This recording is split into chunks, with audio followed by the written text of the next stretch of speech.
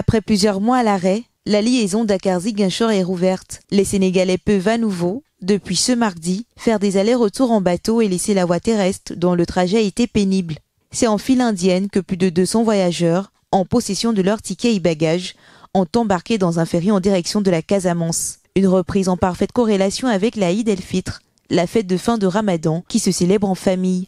Il faut compter 5 000 francs CFA pour emprunter ce bateau, qui est une aubaine en cette période dépensière. Plusieurs personnes se réjouissent déjà du grand retour de cette voie, plus confortable et reposante.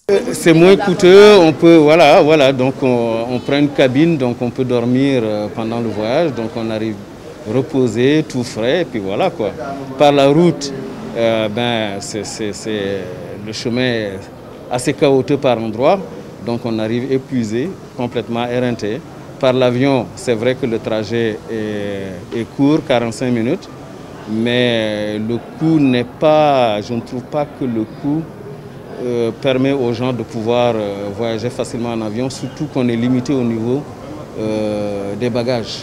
On est resté pendant très longtemps coupé complètement d'une autre partie du pays.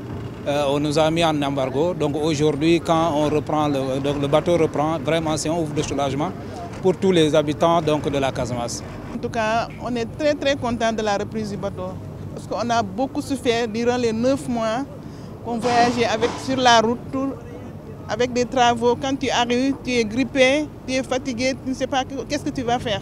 Pour rappel, en juin 2023, les autorités avaient suspendu cette liaison qui accueillait des centaines de voyageurs chaque semaine. La mesure avait été prise dans un contexte d'agitation meurtrière après la condamnation de l'opposant politique, Ousmane Sonko, dans une affaire de mœurs.